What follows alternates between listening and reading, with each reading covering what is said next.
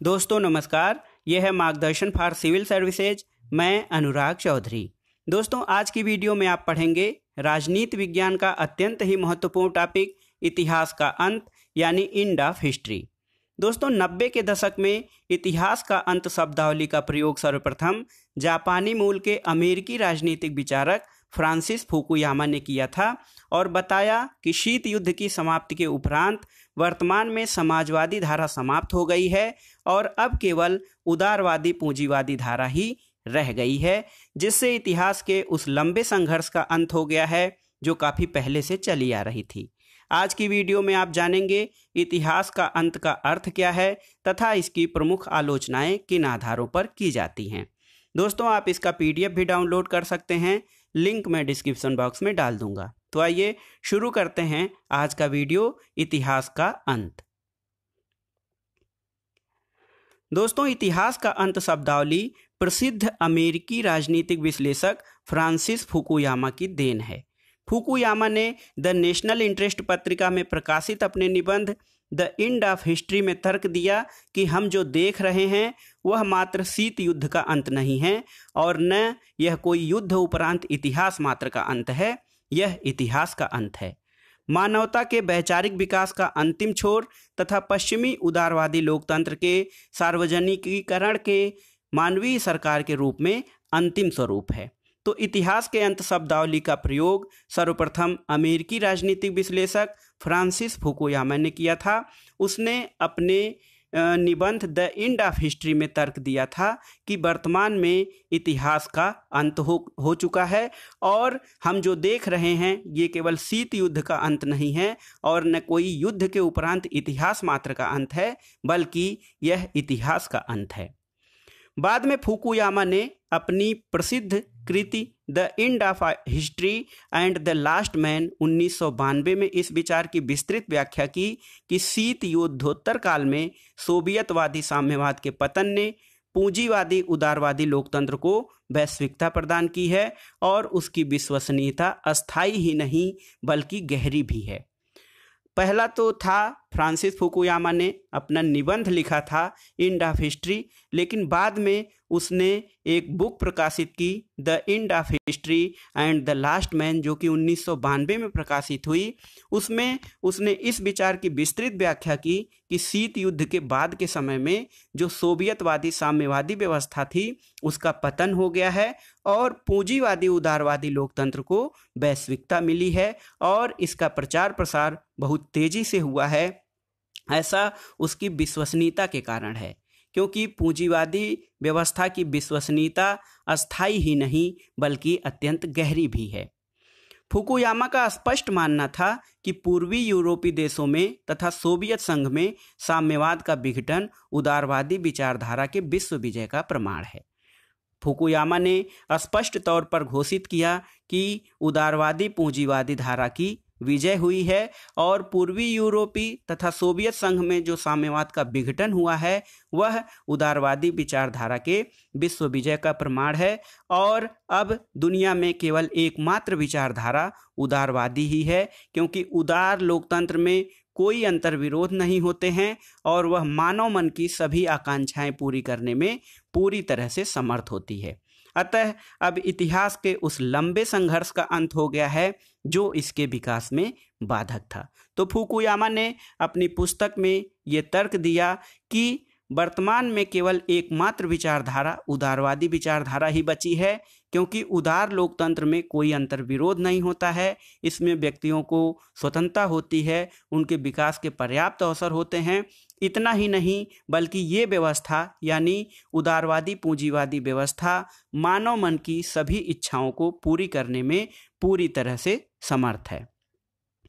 दोस्तों फुकुयामा का मानना था कि पूंजीवाद सभी अर्थव्यवस्थाओं में सर्वोत्तम है।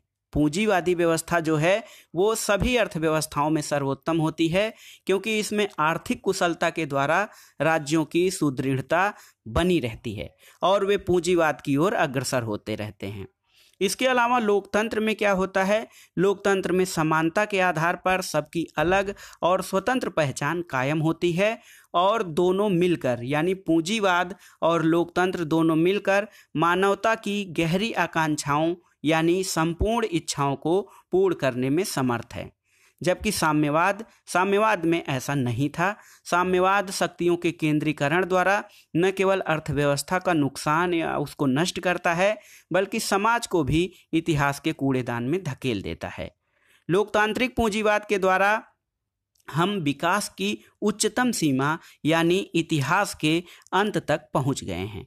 फुकुयामा का मानना था कि लोकतांत्रिक पूंजीवादी व्यवस्था जो है, इसके द्वारा हम विकास की उच्चतम सीमा अर्थात इतिहास के अंत तक पहुंच गए हैं और पूंजीवादी लोकतंत्र के प्रचार और विकास को न तो दबाया जा सकता है और न ही रोका जा सकता है, क्योंकि अब यह एकमात्र विचारधारा बची है और दुनिया के तमाम देश, तमाम व्यवस्थाएं इसे अपना रही हैं।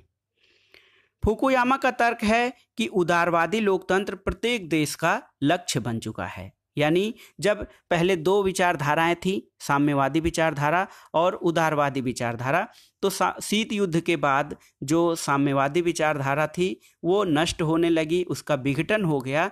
तो उसका तर्क ये है कि उदारवादी लोकतंत्र प्रत्येक देश का लक्ष्य बन चुका है और साम्यवाद खोखला ध्येय सिद्ध हुआ है। अब संसार में कोई तनाव, विवाद या बड़े टकराव नहीं होने वाले, क्योंकि अब एकमात्र और सर्वश्रेष्ठ शासन स्तर उदारवादी लोकतंत्र है और यही इतिहास का अंत है। फुकुयामा के इस परिकल्पना को पश्चिमी जगत में बहुत सराहा गया। फुकुयामा ने जो उदारवादी पूंजीवादी लोकतांत्रिक व्यवस्था की बड़ाई की थी, उसके प्रचार प्रसार की बात की थी, तो उसके इस परिकल्पना को पश्चिमी जगत में बहुत ही अधिक सराहा गया और इसका काफ़ी प्रचार प्रसार किया गया, क्योंकि यह पश्चिमी जगत की मान्यताओं और हितों के अनुरूप थी।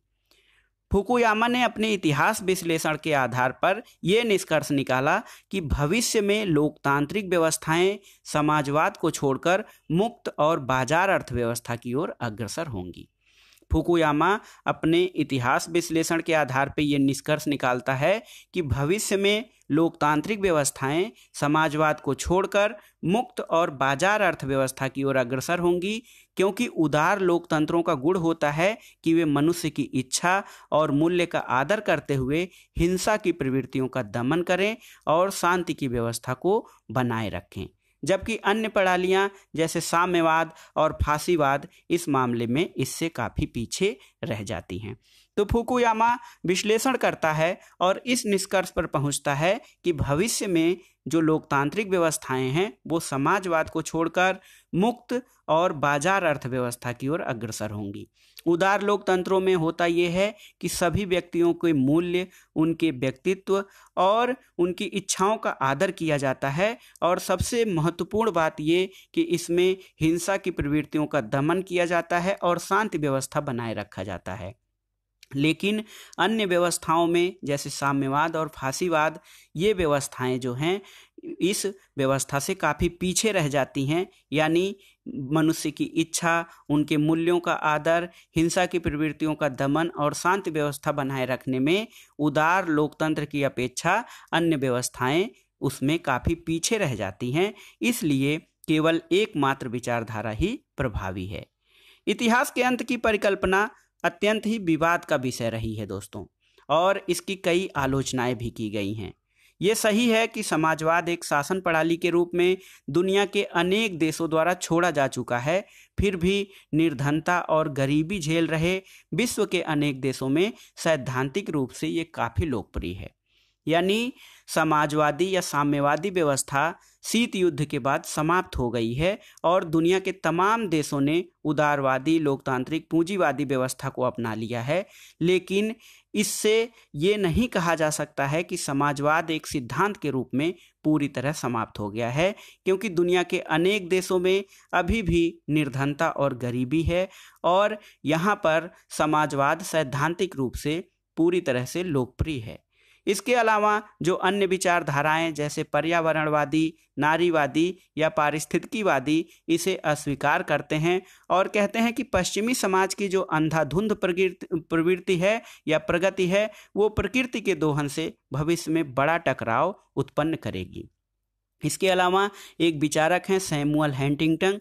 उनका मानना है कि विचारधाराओं का टकराव अब सभ्यताओं के टकराव का स्थान ले चुका है, यानी अब विचारधाराओं के टकराव के स्थान पर सभ्यताओं के टकराव होने लगा है। निष्कर्ष रूप में कहा जा सकता है दोस्तों कि 1990 के बाद अनेक देशों ने उदार लोकतंत्रों का विकास हुआ है और यह व्यवस्था पूरे विश्व में लागू नहीं हो पाई है।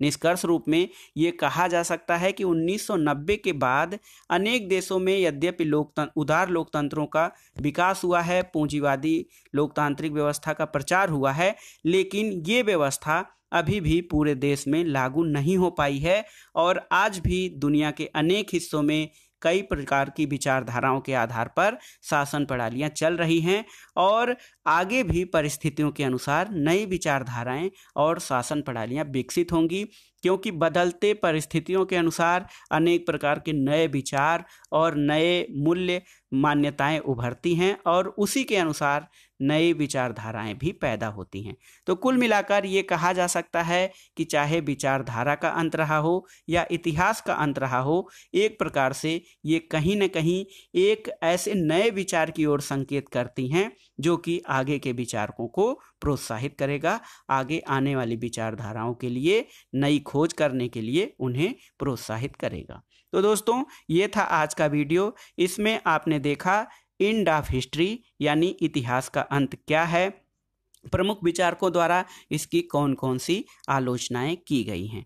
तो दोस्तों, ये था आज का वीडियो आपको कैसा लगा हमें कमेंट बॉक्स में ज़रूर बताइएगा। वीडियो को लाइक करें, शेयर करें और इस चैनल मार्गदर्शन फॉर सिविल सर्विसेज को सब्सक्राइब करें।